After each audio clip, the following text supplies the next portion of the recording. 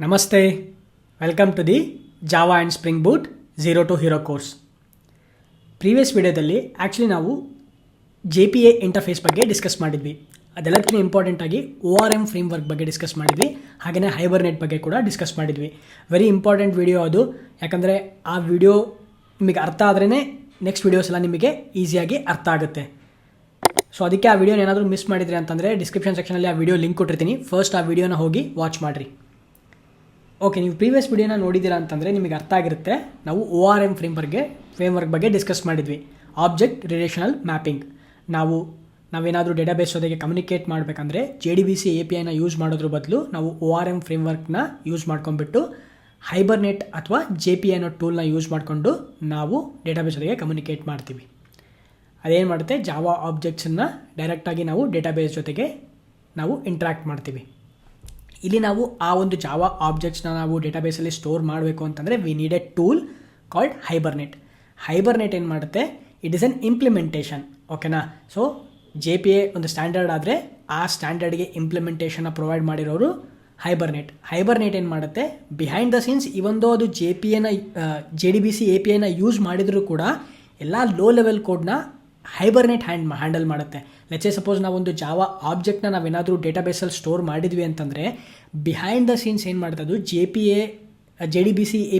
JDBC ಕ್ವೆರೀಸ್ನ ನಾವೇನು use ಮಾಡಿರ್ತಿಲ್ಲ, insert query, ಅದೇ ಕ್ವೆರಿಗಳನ್ನ ಅದು ಕೂಡ ಯೂಸ್ ಮಾಡುತ್ತೆ. ಬಟ್ ನಾವು ಆ ಕ್ವೆರಿನ ನಾವು ಬರೆಯೋ ಅವಶ್ಯಕತೆ ಇರಲ್ಲ. ಹೈಬರ್ನೆಟ್ ಆ ಕ್ವೆರಿನ ಬರೆದು ನಮಗೆ ಈಸಿ ಮಾಡಿಕೊಡುತ್ತೆ ಡೆವಲಪರ್ಸಿಗೆ. ಸೊ ಅದಕ್ಕೋಸ್ಕರ ನಾವು ORM ಫ್ರೇಮ್ವರ್ಕ್ಸನ್ನ ಯೂಸ್ ಮಾಡ್ತೀವಿ.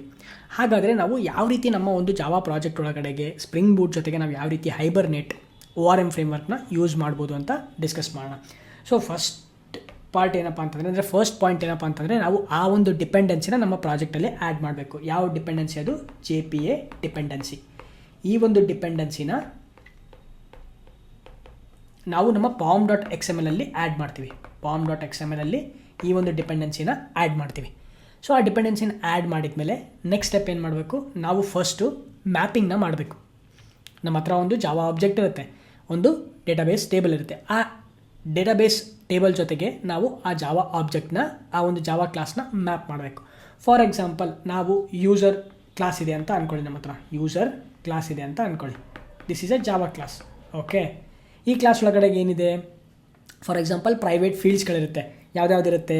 ಫಾರ್ ಎಕ್ಸಾಂಪಲ್ ID ಇರುತ್ತೆ, ಅದೇ ರೀತಿ ಫಸ್ಟ್ ನೇಮ್ ಇರುತ್ತೆ, ನೆಕ್ಸ್ಟು ಲಾಸ್ಟ್ ನೇಮ್ ಇರುತ್ತೆ, ಹಾಗೆಯೇ ಇಮೇಲ್ ಇರುತ್ತೆ. ಇದೆಲ್ಲ ಪ್ರೈವೇಟ್ ಫೀಲ್ಡ್ಸ್ಗಳು, ಹೌದಾ? ಈ ಒಂದು ಜಾವಾ ಆಬ್ಜೆಕ್ಟ್ ಒಳಗಡೆಗೆ ನಮ್ಮ ಡೇಟಾಬೇಸಲ್ಲಿ ಒಂದು ಟೇಬಲ್ ಇರುತ್ತೆ. ಓಕೆನಾ? ಈ table let's a users table. Okay, this is a users table. Users ಇನ್ಫಾರ್ಮೇಷನ್ನ ಸ್ಟೋರ್ ಮಾಡ್ತೀವಿ. ಇಲ್ಲಿ ID ಸ್ಟೋರ್ ಮಾಡ್ತೀವಿ, ID ಕಾಲಮ್ ಇರುತ್ತೆ, ಅದೇ ರೀತಿ ಫಸ್ಟ್ ನೇಮ್ ಕಾಲಮ್ ಇದೆ, ಅದೇ ರೀತಿ ಲಾಸ್ಟ್ ನೇಮ್ ಕಾಲಮ್ ಇದೆ, ಅದೇ ರೀತಿ ಇಮೇಲ್ ಕಾಲಮ್ ಇದೆ. ರೈಟ್? ನಮಗೀಗ ನಾವೇನು ಮಾಡಬೇಕು, ನಾವು ಈ ಜಾವಾ ಆಬ್ಜೆಕ್ಟ್ ಒಳಗಡೆಗೆ ಎಲ್ಲ ವ್ಯಾಲ್ಯೂಸ್ಗಳೆಲ್ಲ ನಾವು ಆ್ಯಡ್ ಮಾಡ್ತೀವಿ. ಓಕೆನಾ? ಪ್ರತಿ ಸಲ ಯೂಸರು ಫಾರ್ಮಲ್ಲಿ ಎಂಟರ್ ಮಾಡ್ತಾನೆ ID, first name, last name, email, ಅದನ್ನೆಲ್ಲ ನಾವೇನು ಮಾಡಬೇಕಿಲ್ಲಿ ಈ ಒಂದು ಯೂಸರ್ಸ್ ಟೇಬಲ್ ಒಳಗಡೆಗೆ ಪ್ರತಿಯೊಂದು ರೋ ಒಳಗಡೆಗೆ ನಾವು ಆ ಇನ್ಫಾರ್ಮೇಷನ್ಸ್ನ ಸ್ಟೋರ್ ಮಾಡಬೇಕು. ಅದನ್ನು ಕರೆಕ್ಟಾಗಿ ಆ ಒಂದು ID ಫೀಲ್ಡಲ್ಲಿರೋ ವ್ಯಾಲ್ಯೂನ ID ಕಾಲಮಲ್ಲೇ ಸ್ಟೋರ್ ಮಾಡಬೇಕು. ಅದೇ ರೀತಿ ಫಸ್ಟ್ ನೇಮ್ ಕಾಲಮಲ್ಲಿ ಈ ಫೀಲ್ಡಲ್ಲಿರೋ ವ್ಯಾಲ್ಯೂನ ಫಸ್ಟ್ ನೇಮ್ ಕಾಲಮಲ್ಲೇ ಸ್ಟೋರ್ ಮಾಡೋಕ್ಕೆ, ಇದನ್ನೆಲ್ಲ ಕರೆಕ್ಟಾಗಿ ಆ ಒಂದು ಕಾಲಮಲ್ಲೇ ಸ್ಟೋರ್ ಮಾಡಲಿಕ್ಕೆ ನಾವು ಫಸ್ಟು ಮ್ಯಾಪಿಂಗ್ನ ಮಾಡಬೇಕು. ಅದನ್ನು ಮ್ಯಾಪಿಂಗ್ ಮಾಡೋಕ್ಕಿಂತ ಮುಂಚೆ ಈ ಒಂದು ಯೂಸರ್ ಆಬ್ಜೆಕ್ಟು ಯಾವ ಟೇಬಲ್ ಜೊತೆಗೆ ಮ್ಯಾಪ್ ಆಗಿದೆ ಕೂಡ ಅಂತ ಮ್ಯಾಪ್ ಮಾಡಬೇಕು. ಸೊ ಇವೆರಡನ್ನೂ ಕನೆಕ್ಟ್ ಮಾಡಲಿಕ್ಕೆ ನಮಗೆ ಹೈಬರ್ನೆಟ್ ಆ JPAದಲ್ಲಿ ನಮಗೆ ಅನೋಟೇಷನ್ಸ್ನ ಪ್ರೊವೈಡ್ ಮಾಡಿದ್ದಾರೆ. ಆ ಅನೋಟೇಷನ್ಸ್ನ ಯೂಸ್ ಮಾಡಿ ನಾವು ಕಾನ್ಫಿಗರೇಷನ್ನ ಕ್ರಿಯೇಟ್ ಮಾಡ್ಬೋದು. ಫಸ್ಟ್ ಅನೋಟೇಷನ್ ಯಾವುದಪ್ಪ? ನಾನು ಮುಂಚೆಗೆ ಹೇಳ್ದಂಗೆ ಕಾನ್ಫಿಗರೇಷನ್ ಎರಡು ಥರ ಮಾಡ್ಬೋದು. XML based configuration, annotation based configuration. ನಾವು ಅನೋಟೇಷನ್ ಬೇಸ್ಡ್ ಕಾನ್ಫಿಗರೇಷನ್ಸ್ನ ಮಾಡೋಣ, because that is the modern approach. Legacy ನಾವು ಯೂಸ್ ಮಾಡೋದು ಬೇಡ. Okay, fine. ಫಸ್ಟ್ನದು ಏನಪ್ಪ ಅಂತಂದರೆ, ನಾವು ಈ ಒಂದು ಜಾವಾ ಆಬ್ಜೆಕ್ಟ್ ಏನು ಯೂಸರ್ ಕ್ಲಾಸ್ ಇದೆಯಲ್ಲ, ಇದನ್ನು ನಾವು JPA ಎಂಟಿಟಿ ಅಂತ ನಾವು ರೆಪ್ರೆಸೆಂಟ್ ಮಾಡಬೇಕು. ಅಂದರೆ ನಾವು JPAಗೆ ಇನ್ಫಾರ್ಮ್ ಮಾಡಬೇಕು, ಈ ಒಂದು ಜಾವಾ ಕ್ಲಾಸ್ ಏನಿದೆಯಲ್ಲ ಯೂಸರ್ ಕ್ಲಾಸು, ಇದು ನಾವು ಡೇಟಾಬೇಸ್ ಟೇಬಲ್ ಒಳಗಡೆಗೆ ಸ್ಟೋರ್ ಮಾಡ್ತೀವಿ. ಅಂದರೆ ಇದನ್ನು ನಾವು ಒಂದು ಎಂಟಿಟಿಯಾಗಿ ನಾವು ಕನ್ವರ್ಟ್ ಮಾಡಬೇಕು. ನಾವು ಅಂದರೆ ನಾಳೆ ದಿನ ಇದರಲ್ಲಿ ಏನೇ ಇನ್ಫಾರ್ಮೇಷನ್ ಬಂದರೂ ಇದರಲ್ಲಿರೋ ಇನ್ಫಾರ್ಮೇಷನ್ನೇ ನಾವು ಡೇಟಾಬೇಸಲ್ಲಿ ಸ್ಟೋರ್ ಮಾಡ್ತೀವಿ ಅಂತ ರೆಪ್ರೆಸೆಂಟ್ ಮಾಡೋದಕ್ಕೆ ನಾವು ಮೊದಲನೇ ಅನೋಟೇಷನ್ನ ಆ್ಯಡ್ ಮಾಡೋದು ಈ ಕ್ಲಾಸಿಗೆ ಎಂಟಿಟಿ ಅನೋಟೇಷನ್ನ ಆ್ಯಡ್ ಮಾಡ್ತೀವಿ. ಓಕೆನಾ. ಸೊ ಈ ಎಂಟಿಟಿ ಅನೋಟೇಷನ್ ಅನ್ನೋದು ಏನು ರೆಪ್ರೆಸೆಂಟ್ ಮಾಡುತ್ತೆ, this is A JPA entity. Okay ಅಪ್ಪ, ಇದು JPA ಎಂಟಿಟಿ. ಓಕೆನಾ, ಜಕಾರ್ದ ಪರ್ಸಿಸ್ಟೆನ್ಸ್ APIಗೆ ಸಂಬಂಧಪಟ್ಟಿರೋ ಒಂದು ಎಂಟಿಟಿ ಕ್ಲಾಸ್ ಇದು. ಈ ಒಂದು ಕ್ಲಾಸೇ ಒಂದು ಯಾವುದೋ ಒಂದು ಟೇಬಲ್ಲಿಗೆ ಮ್ಯಾಪ್ ಆಗಿದೆ, ಡೇಟಾಬೇಸಲ್ಲಿರೋ ಯಾವುದೋ ಒಂದು ಟೇಬಲ್ಲಿಗೆ ಮ್ಯಾಪ್ ಆಗಿದೆ ಅಂತ ಅದು ರೆಪ್ರೆಸೆಂಟ್ ಮಾಡುತ್ತೆ. ಸೊ ಮ್ಯಾಪಿಂಗ್ ಆಯ್ತು. ಈಗ ಮ್ಯಾಪಿಂಗ್ ಆದಮೇಲೆ ಯಾವ ಟೇಬಲ್ ಇನ್ಫಾರ್ಮೇಷನ್ ಪ್ರೊವೈಡ್ ಮಾಡಬೇಕಾ, ಡೇಟಾಬೇಸಲ್ಲಿ ಎಷ್ಟೊಂದು ಟೇಬಲ್ಸ್ಗಳಿದೆ. ಓಕೆನಾ, ಆ ಟೇಬಲಲ್ಲಿ ಯಾವ ಟೇಬಲ್ಲಿಗೆ ಇದು ಮ್ಯಾಪ್ ಆಗಿದೆ ಅಂತ ಇನ್ಫಾರ್ಮೇಷನ್ನ ಪ್ರೊವೈಡ್ ಮಾಡಲಿಕ್ಕೆ ನಾವು @ಟೇಬಲ್ ಅನೋಟೇಷನ್ನ ಪ್ರೊವೈಡ್ ಮಾಡ್ತೀವಿ. ಇದನ್ನ ಪ್ರೊವೈಡ್ ಮಾಡಿದ ಮೇಲೆ ಟೇಬಲ್ ನೇಮ್ನ ನಾವು ಸ್ಪೆಸಿಫೈ ಮಾಡಬೇಕಾಗುತ್ತೆ. ಸೊ ಇಲ್ಲಿ ಯೂಸರ್ಸ್ ಅಂತ ಟೇಬಲ್ ನೇಮ್ ಇದೆ, ಹೌದಾ. ಸೊ ನಾವಿಲ್ಲಿ ಏನು ಮಾಡ್ತೀವಿ, ನೇಮ್ ಈಸ್ ಈಕ್ವಲ್ ಟು ಇದಕ್ಕೆ ಒಂದು ಅಟ್ರಿಬ್ಯೂಟ್ನ ಪಾಸ್ ಮಾಡ್ತೀವಿ. Name is equal to double ಕೋಟ್ಸಲ್ಲಿ ಯೂಸರ್ಸ್. ಸೊ ಅವಾಗೇನಾಯಿತು, ಓಕೆ, ಫಸ್ಟ್ ಆಫ್ ಆಲು ಈ ಯೂಸರ್ ಆಬ್ಜೆಕ್ಟ್ ಅನ್ನೋದು ಇಟ್ಸ್ ಅ JPA ಎಂಟಿಟಿ. ಅಂದರೆ it is a JPA entity. It is going to store the information inside the database table. ಓಕೆನಾ, ಇದು database ಜೊತೆಗೆ interact ಮಾಡುತ್ತೆ. ಸೆಕೆಂಡದು ಯಾವ ಟೇಬಲ್ ಜೊತೆಗೆ ಇಂಟ್ರ್ಯಾಕ್ಟ್ ಮಾಡುತ್ತೆ ಆ ಇನ್ಫಾರ್ಮೇಷನ್ನ ಪ್ರೊವೈಡ್ ಮಾಡ್ತೀವಿ ಯೂಸಿಂಗ್ @ಟೇಬಲ್ ಅನೋಟೇಷನ್. ಅಲ್ಲಿ ನಾವು name is equal to users ಅಂತ ಪ್ರೊವೈಡ್ ಮಾಡ್ತೀವಿ. That is the second step. Third step ಏನಪ್ಪ ಅಂತಂದರೆ, ನಾವು ಕಾಲಮ್ಸ್ನ ಮ್ಯಾಪ್ ಮಾಡಬೇಕು.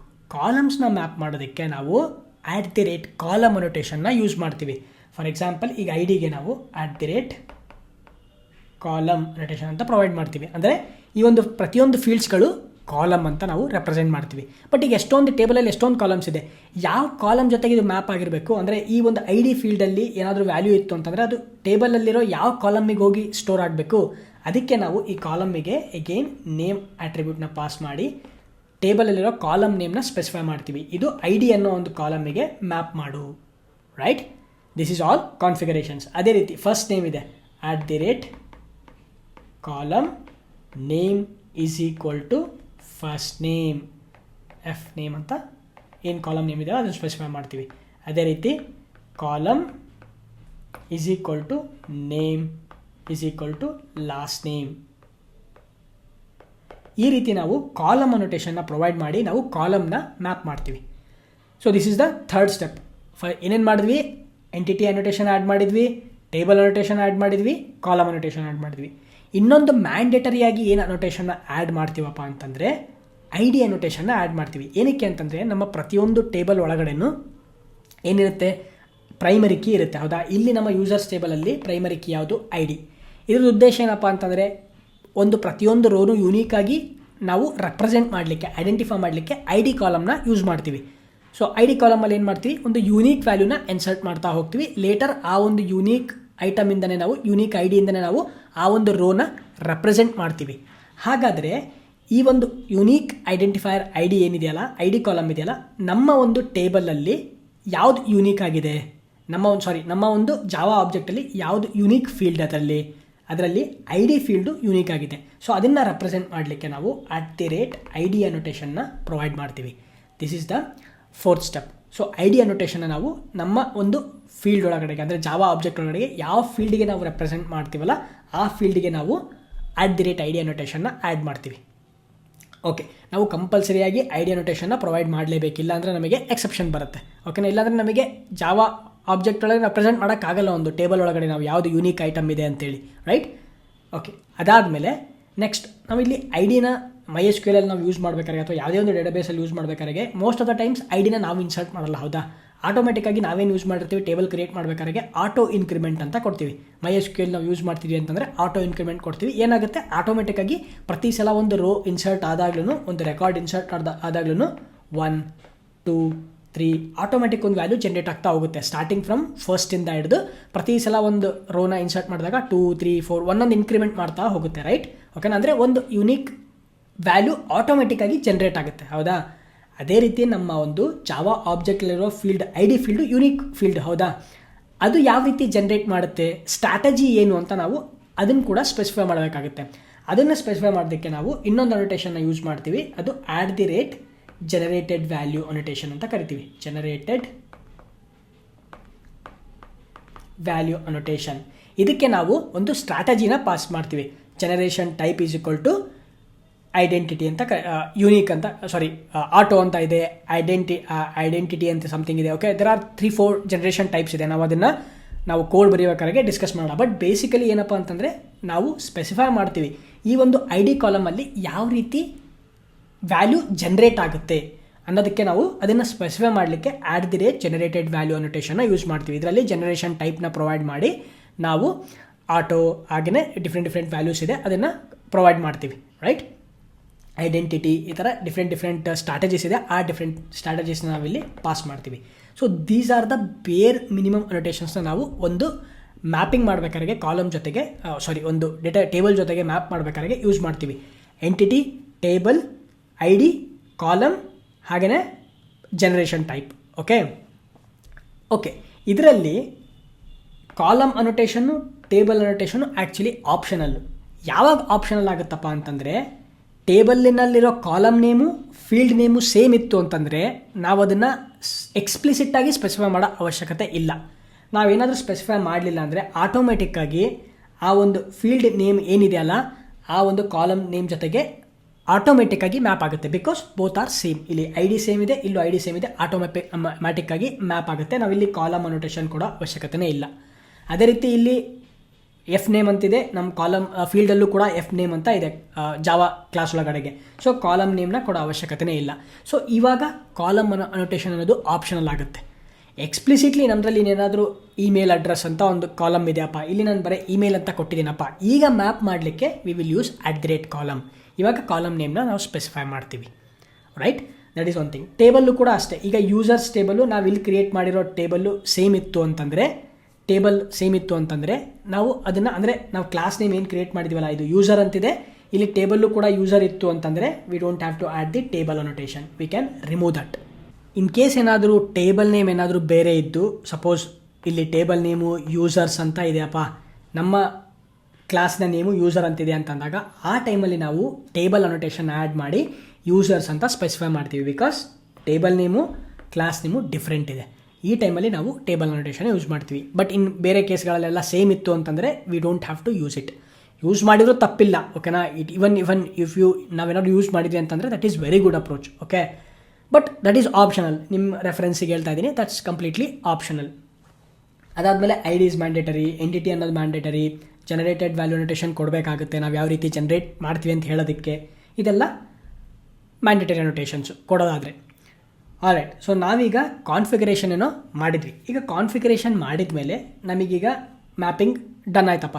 ಹಾಗಾದರೆ ಈಗ ನಾನು ಇದನ್ನು ವ್ಯಾಲ್ಯೂಸ್ನ ಸ್ಟೋರ್ ಮಾಡಬೇಕು. ಈಗ ಏನು ಮಾಡ್ತೀನಿ, ನನಗೆ ಎಲ್ಲ ವ್ಯಾಲ್ಯೂಸ್ನ ನಾನು ಕ್ಯಾಪ್ಚರ್ ಮಾಡಿದೆ ಫಾರ್ಮಿಂದ, ಅದನ್ನು ನಾನು ಕಂಟ್ರೋಲರಿಗೆ ಬೈಂಡ್ ಮಾಡಿದೆ, ಅಲ್ಲಿಂದ ನಾನು ಸರ್ವಿಸ್ ಲೇಯರಿಗೆ ಕಳಿಸಿದೆ, ಸರ್ವಿಸ್ ಲೇಯರಿಂದ ಎಂಟಿಟಿ ಆಬ್ಜೆಕ್ಟಿಗೆ, ಅಲ್ಲಿಂದ ನಾನು ವಾಪಸ್ ರೆಪಾಸಿಟರಿಗೆ ತೊಗೊಂಬಂದೆ ಅಥವಾ D O ಲೇಯರಿಗೆ ತೊಗೊಂಬಂದೆ.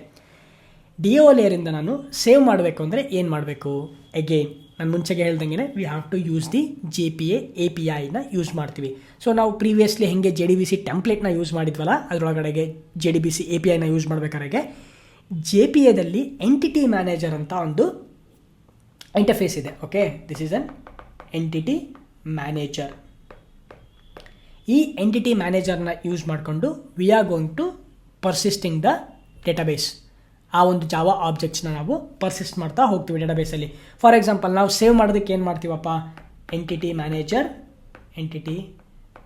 Manager dot save, ಓಕೆನಾ. ಒಂದು ಸೇವ್ ಅಂತ ಒಂದು ಮೆಥಡ್ ಇದೆ. ಈ ಒಂದು ಸೇವ್ ಮೆಥಡಿಗೆ we are going to pass the user object, okay. Just user ಆಬ್ಜೆಕ್ಟ್ನ ನಾವು ಪ್ಯಾರಾಮೀಟರ್ ಆಗಿ ಪಾಸ್ ಮಾಡ್ತೀವಿ. ಈ ಯೂಸರ್ ಆಬ್ಜೆಕ್ಟ್ ಒಳಗಡೆ ಏನಿರುತ್ತೆ, ಎಲ್ಲ ವ್ಯಾಲ್ಯೂಸ್ನ ಇನ್ಫಾರ್ಮೇಷನ್ ಇರುತ್ತೆ. ಐ ಡಿ ಇರುತ್ತೆ, ಫಸ್ಟ್ ನೇಮ್ ಇರುತ್ತೆ, ಲಾಸ್ಟ್ ನೇಮ್ ಇರುತ್ತೆ, ಹಾಗೆಯೇ ಇಮೇಲ್ ಇರುತ್ತೆ. ಇದೆಲ್ಲ ಯಾವ್ದ್ರ ಜೊತೆ ಮ್ಯಾಪ್ ಆಗಿರುತ್ತೆ? ಟೇಬಲ್ ಜೊತೆಗೆ ಮ್ಯಾಪ್ ಆಗಿರುತ್ತೆ, ರೈಟ್. ಆಲ್ರೆಡಿ ನಾವು ಮ್ಯಾಪಿಂಗ್ ಮಾಡಿದ್ದೀವಿ. ಸೊ ಈ ಎಂಟೈರ್ ಜಾವಾ ಆಬ್ಜೆಕ್ಟ್ನ ನಾವು ಈ ಮೆಥಡಿಗೆ ಪಾಸ್ ಮಾಡಿದಾಗ ಡೇಟಾಬೇಸ್ ಎಂಟಿಟಿ ಮ್ಯಾನೇಜರ್ ಏನು ಮಾಡುತ್ತೆ, ಬಿಹೈಂಡ್ ದ ಸೀನ್ಸ್ ಹೈಬರ್ನೆಟ್ ಏನು ಮಾಡುತ್ತೆ, ಆಟೋಮ್ಯಾಟಿಕಲಿ ರೈಟ್ ಕ್ವೆರಿ ಒಂದು ಬರೆಯುತ್ತೆ. ಏನು ಕ್ವೆರಿ ಬರೆಯುತ್ತೆ? Insert into table name. ಈ ಒಂದು ಜಾವಾ ಆಬ್ಜೆಕ್ಟ್ ಒಳಗಡೆ ನಾವು ಏನು ಬರ್ದಿದ್ದೀವಿ, ಯಾವ ಟೇಬಲ್ ಜೊತೆ ಮ್ಯಾಪ್ ಆಗಿದೆ ಅಂತ ಬರ್ದಿದ್ದೀವಿ, ಯೂಸರ್ಸ್ ಟೇಬಲ್ ಒಳಗಡೆಗೆ, ಓಕೆ. ಯೂಸರ್ಸ್, ಓಕೆನಾ. ಯಾವುದೆಲ್ಲ ಕಾಲಮ್ಸ್ ಇದೆ ಆ ಕಾಲಮ್ಸ್ ಜೊತೆಗೆ ಯಾವುದೆಲ್ಲ ಫೀಲ್ಡ್ಸಲ್ಲಿರೋ ವ್ಯಾಲ್ಯೂಸು ಮ್ಯಾಪ್ ಆಗಬೇಕು. ಈ ಟೇಬಲಲ್ಲಿರೋದು ಕಾಲಮ್ಸ್ ಎಲ್ಲ ನಮಗೆ ಐ ಡಿ ಇದೆ, ಫಸ್ಟ್ ನೇಮ್ ಇದೆ, ಓಕೆ, ಲಾಸ್ಟ್ ನೇಮ್ ಇದೆ, ಹಾಗೆಯೇ ಇಮೇಲ್ ಇದೆ, ರೈಟ್. ಈ ಒಂದು ಜಾವಾ ಆಬ್ಜೆಕ್ಟ್ ಒಳಗಡೆಗೆ ಆ ಒಂದು ಫೀಲ್ಡ್ಸ್ ಒಳಗಡೆಗೆಲ್ಲ ವ್ಯಾಲ್ಯೂಸ್ ಇದೆ. ಐ ಡಿ ಒಳಗಡೆ ವ್ಯಾಲ್ಯೂ ಇದೆ, ಫಸ್ಟ್ ನೇಮ್ ಒಳಗಡೆ ವ್ಯಾಲ್ಯೂ ಇದೆ, ಲಾಸ್ಟ್ ನೇಮ್ ಒಳಗಡೆ ವ್ಯಾಲ್ಯೂ ಇದೆ, ಇಮೇಲ್ ಒಳಗಡೆ ವ್ಯಾಲ್ಯೂ ಇದೆ. ಅದಕ್ಕೆಲ್ಲ ನಾವು ಮ್ಯಾಪ್ ಮಾಡಿದ್ದೀವಿ. ಯಾವುದೆಲ್ಲ ID ಯಾವ ಕಾಲಮ್ ಜೊತೆಗೆ ಮ್ಯಾಪ್ ಆಗಿದೆ, ಫಸ್ಟ್ ನೇಮ್ ಯಾವ ಜೊತೆ ಮ್ಯಾಪ್ ಆಗಿದೆ, ಲಾಸ್ಟ್ ನೇಮ್ ಯಾವ ಕಾಲಮ್ ಜೊತೆ ಮ್ಯಾಪ್ ಆಗಿದೆ, ಇಮೇಲ್ ಯಾವ ಜೊತೆ ಮ್ಯಾಪ್ ಆಗಿದೆ. ಆ ಎಂಟೈರ್ ಜಾವಾ ಆಬ್ಜೆಕ್ಟ್ನ ನಾವು ಇನ್ಸರ್ಟ್ ಮಾಡಿದಾಗ ಹೈಬರ್ನೇಟು ಬಿಹೈಂಡ್ ದ ಸೀನ್ಸ್ ಏನು ಮಾಡುತ್ತೆ, ಆ ವ್ಯಾಲ್ಯೂಸ್ನೆಲ್ಲ ಗೆಟ್ ಮಾಡಿ ಆ ಒಂದು ಕಾಲಮ್ಸಿಗೆ ಇನ್ಸರ್ಟ್ ಮಾಡ್ತಾ ಹೋಗುತ್ತೆ. ಸೊ ಆ ರೀತಿ ಒಂದು ರೆಕಾರ್ಡ್ನ ನಾವು ಡೇಟಾಬೇಸಲ್ಲಿ ಸ್ಟೋರ್ ಮಾಡ್ತೀವಿ. ನಾವಿಲ್ಲಿ ಏನು ಮಾಡಿದ್ವಿ, ಜಸ್ಟ್ ಒಂದು ಲೈನ್ ಆಫ್ ಕೋಡ್ನ ಬರೆದ್ವಿ, entity manager dot save. Automatically ಇದಕ್ಕೆ ಜಾವಾ ಆಬ್ಜೆಕ್ಟ್ನ ಪಾಸ್ ಮಾಡಿದ್ವಿ, ಅದು ಡೇಟಾಬೇಸಲ್ಲಿ ಹೋಗಿ ಸ್ಟೋರ್ ಮಾಡುತ್ತೆ. ರೈಟ್. ಸೊ ಇದಿಷ್ಟು ಪ್ರಾಸೆಸ್ ಈ ರೀತಿ ವರ್ಕ್ ಆಗುತ್ತೆ. ಬಿಹೈಂಡ್ ದ ಸೀನ್ಸ್ ನಾನು ಮುಂಚೆಗೆ ಹೇಳ್ದಂಗೆ ಹೈಬರ್ನೇಟ್ ಕೂಡ it also uses the JDBC API, but it completely reduces the boilerplate code. All the low level code, ನಾವೇನು SQL ಕ್ವೆರೀಸ್ ಎಲ್ಲ ಬರಿತೀವಲ್ಲ ಅದನ್ನೆಲ್ಲ ಕಂಪ್ಲೀಟಾಗಿ ಅದು ರಿಮೂವ್ ಮಾಡುತ್ತೆ. ನಮಗೆ ಒಂದು ಸ್ಟ್ಯಾಂಡರ್ಡ್ ಇಂಪ್ಲಿಮೆಂಟೇಷನ್ ಜಸ್ಟ್ ಲೈಕ್ ನಾವು ಜಾವಾ ಮೆಥಡ್ಸ್ನ ಏನು ಕಾಲ್ ಮಾಡ್ತೀವಲ್ಲ ಆ ರೀತಿ ಕಾಲ್ ಮಾಡ್ತೀವಿ.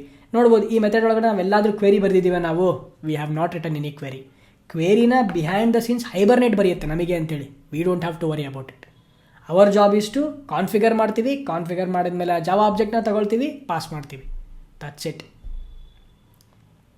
ಓಕೆ, ಒನ್ ಇಂಪಾರ್ಟೆಂಟ್ ಥಿಂಗ್ ಏನಪ್ಪ ಅಂತಂದರೆ, ಈ ಒಂದು ಎಂಟಿಟಿ ಕ್ಲಾಸ್ನ ನಾವು ಕ್ರಿಯೇಟ್ ಮಾಡಿದಾಗ compulsory we have to create the no argument ಕನ್ಸ್ಟ್ರಕ್ಟರ್ನ ನಾವು ಕ್ರಿಯೇಟ್ ಮಾಡಬೇಕು. This is mandatory. ಅಫ್ಕೋರ್ಸ್ ನೀವೇನಾದರೂ no argument actually core Java rules ಪ್ರಕಾರ ನಾವೇನಾದರೂ no constructor create argument no argument ಕನ್ಸ್ಟ್ರಕ್ಟರ್ನ ಕ್ರಿಯೇಟ್ ಮಾಡಲಿಲ್ಲ ಅಂತಂದರೆ ಡಿಫಾಲ್ಟ್ ಕನ್ಸ್ಟ್ರಕ್ಟರ್ ಅಂತ ಕರಿತೀವಿ. ಆ ಡಿಫಾಲ್ಟ್ ಕನ್ಸ್ಟ್ರಕ್ಟರ್ನ ಜಾವಾ ಕಂಪೈಲರೇ ಕ್ರಿಯೇಟ್ ಮಾಡುತ್ತೆ, right. But in case of ನೀವೇನಾದರೂ ಒಂದು ಆರ್ಗ್ಯುಮೆಂಟ್ ಕನ್ಸ್ಟ್ರಕ್ಟರ್ ಕ್ರಿಯೇಟ್ ಮಾಡಿದ್ರಿ ಅಂತ ಅನ್ಕೊಳ್ಳಿ. Let's say suppose I want to ನಿಮ್ಮ ಈ ಒಂದು ಕ್ಲಾಸ್ ಒಳಗಡೆಗೆ ಒಂದು ಕನ್ಸ್ಟ್ರಕ್ಟರ್ನ ಕ್ರಿಯೇಟ್ ಮಾಡಿದ್ರಿ, ಪಬ್ಲಿಕ್ ಯೂಸರ್, ಇದು ಏನು ಅಕ್ಸೆಪ್ಟ್ ಮಾಡ್ಕೊಳ್ಳುತ್ತೆ, ಇಂಟ್ ID, ಆಮೇಲೆ ಫಸ್ಟ್ ನೇಮ್ನ ಅಕ್ಸೆಪ್ಟ್ ಮಾಡ್ಕೊಳುತ್ತೆ ಅಂತ ಹೇಳ್ಕೊಳ್ರಿ. ಈ ಕನ್ಸ್ಟ್ರಕ್ಟರ್ನ ನೀವು ಕ್ರಿಯೇಟ್ ಮಾಡಿದ್ರಿ ಅಂತಂದರೆ ಆವಾಗ ಡಿಫಾಲ್ಟ್ ಕನ್ಸ್ಟ್ರಕ್ಟರ್ನ ನೀವು ಎಕ್ಸ್ಪ್ಲಿಸಿಟ್ಲಿ ಕ್ರಿಯೇಟ್ ಮಾಡಬೇಕಾಗುತ್ತೆ. ಇಲ್ಲ ಅಂತಂದರೆ you will get the compile time errors. We will discuss that. Coding ಮಾಡಬೇಕಾದ್ರೆ ಅದನ್ನು ನಾವು ಡಿಸ್ಕಸ್ ಮಾಡೋಣ, ರೈಟ್. ಐ ಹೋಪ್ ನಿಮಗೆ ಇದೆಲ್ಲ ಕ್ಲಿಯರ್ ಆಗಿದೆ ಅಂತ ಅಂದ್ಕೊಳ್ತೀನಿ. ಓಕೆನಾ. ನೆಕ್ಸ್ಟ್ ವಿಡಿಯೋದಲ್ಲಿ ಏನು ಮಾಡೋಣ, ಡೈರೆಕ್ಟಾಗಿ ನಾವು ಇಂಟೆಲಿಜೆಂಟ್ ಐಡಿಯಾ ಓಪನ್ ಮಾಡಿ ಅಲ್ಲಿ ಡಿಪೆಂಡೆನ್ಸಿನ ಆ್ಯಡ್ ಮಾಡಿ ಒಂದು ಪ್ರಾಜೆಕ್ಟ್ನ ಕ್ರಿಯೇಟ್ ಮಾಡಿ ಡಿಪೆಂಡೆನ್ಸಿನ ಆ್ಯಡ್ ಮಾಡಿ ನಾವು ಯಾವ ರೀತಿ ಒಂದು ಡೇಟಾಬೇಸಲ್ಲಿ ವ್ಯಾಲ್ಯೂಸ್ನ ಸ್ಟೋರ್ ಮಾಡ್ಬೋದು ಅಂತ ಡಿಸ್ಕಸ್ ಮಾಡೋಣ, right. See you in the next video.